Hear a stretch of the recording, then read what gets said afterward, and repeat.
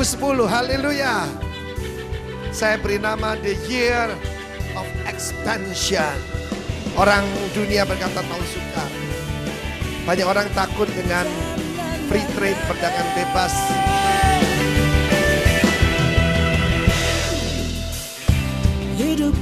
Karena itu saudaraku, saya ingin membagikan pada saudara, yaitu the power of rest. Wow.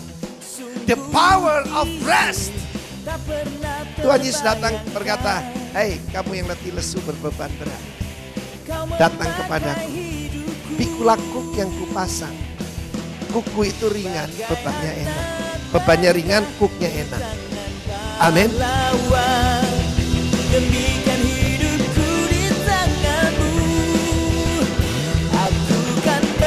Number one, rest in His promises. Beristirahat di dalam janji. Berapa harga sebuah janji? Berapa nilai sebuah janji?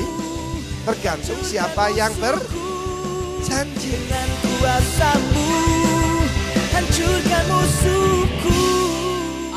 Amin. Silakan duduk saudara kekasih, puji nama Tuhan. Tahun 2010, haleluya. Saya beri nama The Year of Expansion. Orang dunia berkata tahun sukar.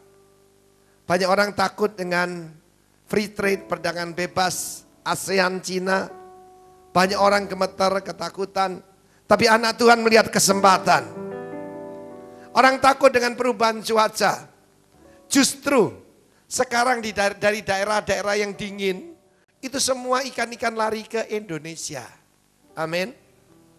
Kita melihat beberapa hamba Tuhan, apa yang mereka katakan ini bukan ramalan. Tapi mengenali rencana Allah. Saya beri nama tahun ekspansi. Katakan ekspansi. Hamba Tuhan Pastor T.D. Jakes memberi nama lain. Dia mengatakan tahun ini adalah the year of double portion. Angka 2 jari saudara. Double portion. Wow. Ya, porsi ganda. Lipat ganda. Karena 20 itu 10 kali 2. 10 dalam Alkitab selalu kegenapan. Amin. Selalu kegenapan. Tapi ini double. Wow. Luar biasa. Lalu kemudian Pastor Joseph Prince mengucapkan sesuatu yang sangat menarik sekali. The year of restful increase. Increase peningkatan tapi tanpa stres. Mau enggak saudaraku? Mau tanpa stres. Yang mau lambaikan tangan saudara. Orang dunia stres. Bangun tidur sudah stres. Amin. Masuk kantor stres. Menghadapi apa stres? Kita anak Tuhan joyful. Kita diberikan sukacita. Kita diberikan damai. Lalu hamba Tuhan Morris Cerullo. Morris Cerullo terbukti seorang nabi. Dan dia mengatakan tahun ini the year of nothing wanting. Tahun di mana kita tidak akan kekurangan apapun. Amin. Karena itu saudaraku, saya ingin membagikan pada saudara, yaitu the power of rest. Wow. The power of rest. Tuhan Yesus datang berkata, "Hei kamu yang letih lesu berbeban berat, datang kepadaku. Pikulah kuk yang kupasang. Kuku itu ringan, bebannya enak. Bebannya ringan, kuknya enak." Amin. Tidak seperti kuk agama. Tidak seperti yang diberikan oleh dunia. Jiwamu akan mendapatkan rest. Katakan rest. Amin. Saya percaya rest is for the best. Saudara adalah dijadikan dari yang hancur dijadikan the best daripada umat Tuhan. Amen saudaraku. The year, the power of rest. Saya mengajak kita melihat Ulangan pasal 11. Dalam Ulangan pasal 11, saudara, saya melihat ada beberapa janji Tuhan yang luar biasa. Pertama-tama saya buat pernyataan dulu bahwa Kanaan itu, tanah perjanjian, is not heaven. Tanah perjanjian bukan sorga. Karena apa? Di sorga tidak ada raksasa. Di sorga tidak ada pertempuran. Di sorga tidak ada orang Kanaan, Hewi, Yebus, Feris. Kebagian besar umat Tuhan menantikan untuk pergi ke sorga. Amin. Tetapi Tuhan berkata, dia dalam doa yang diajarkan kepada kita, let your kingdom come now, bukan nanti. On earth as it is in heaven. Di bumi seperti di sorga. Mari saudaraku kita lihat dalam Ulangan pasal 11. Mulai ayat 8 aja. 8 sampai dengan ayat 15. Ulangan 11 mulai ayat ke-8.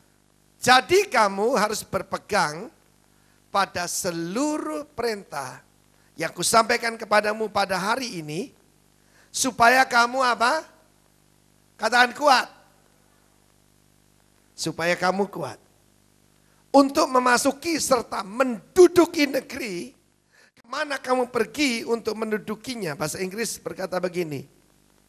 Therefore you shall keep every commandment which I command you today, that you may be strong and go in and possess the land which you cross over to possess. Di mana engkau menyeberanginya, melintasinya untuk mendudukinya. Perkataan to possess adalah istilah militer. Amin. Umat Tuhan digambarkan sebagai tentara Allah. Kita memasuki, menduduki negeri. Saya akan tunjukkan nanti musuh-musuh kita ya. Ayat 9.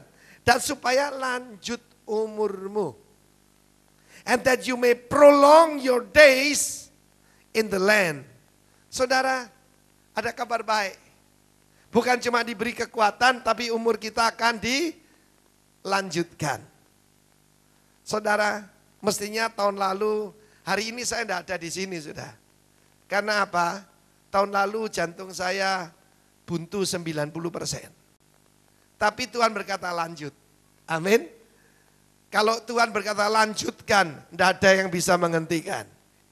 2003 saya dideteksi kanker getah bening. Mestinya udah stop. Tapi Tuhan bilang bukan, koma.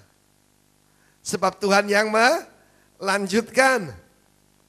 Suatu negeri yang berlimpah-limpah. Katakan berlimpah-limpah. Bukan pas-pasan. Pas-pasan itu padang belantara. Sebab negeri kemana engkau masuk untuk mendudukinya, istilah militer lagi. Possess. Bukanlah negeri seperti tanah Mesir. Dari mana kamu keluar yang setelah ditabur dengan benih harus kau airi dengan jerih payah, seakan-akan kebun sayur. Tetapi negeri kemana kamu pergi untuk mendudukinya, ya negeri yang bergunung-gunung dan berlembah-lembah, yang mendapat air sebanyak hujan yang turun dari langit. Suatu negeri yang dipelihara oleh Tuhan Allahmu, mata Tuhan Allahmu tetap mengawasinya dari awal sampai akhir tahun. Tanggal ayat 12 ini kasih merah. Mengapa? Tanggal 16 September 2009, kita tuh ganti tahun Yahudi. Dan tahun Yahudi itu tahun Ain, tahun mata. Tuhan mengawasi engkau. Amin. Beritahu kiri kanan saudara, Tuhan mengawasi engkau. Ya, amin. Tuhan mengawasi engkau. Dari apa?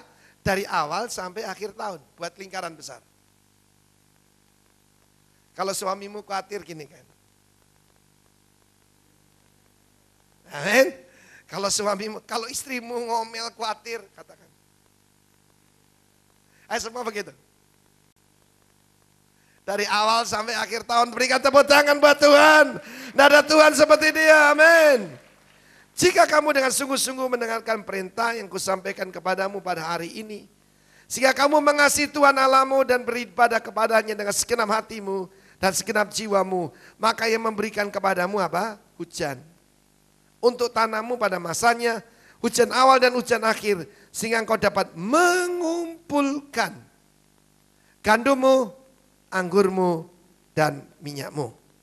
Dan dia akan memberi rumput di padangmu untuk hewanmu, sehingga engkau dapat makan dan menjadi kenyang.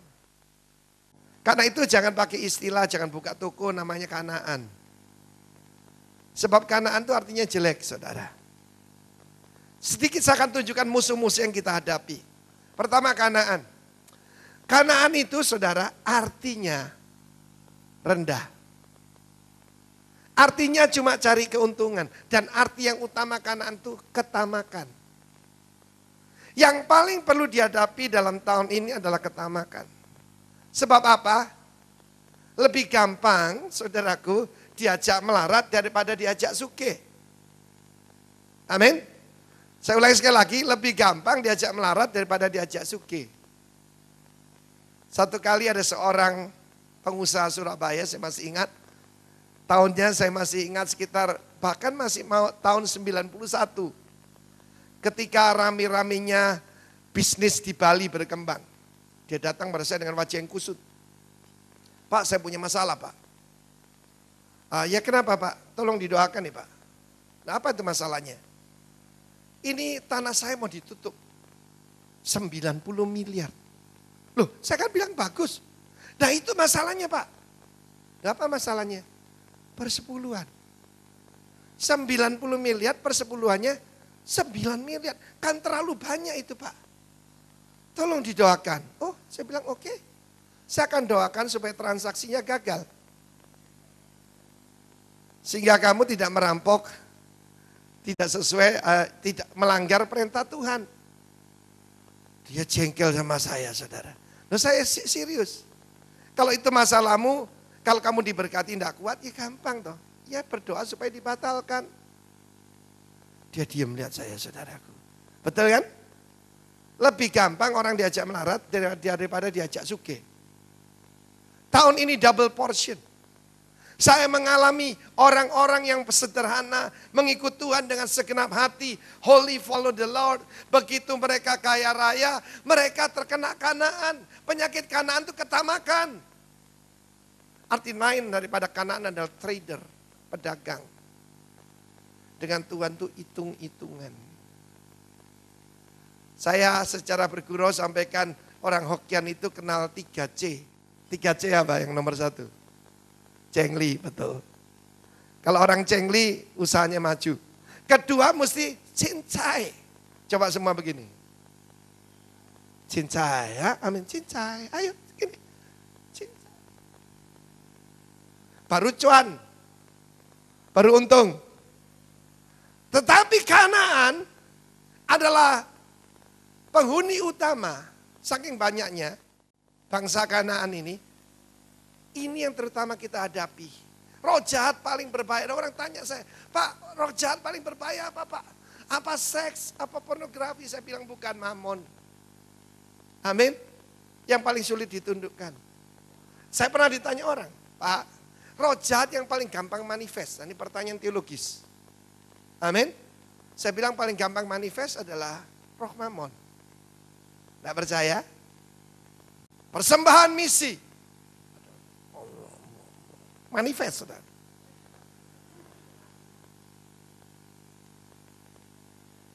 Duit.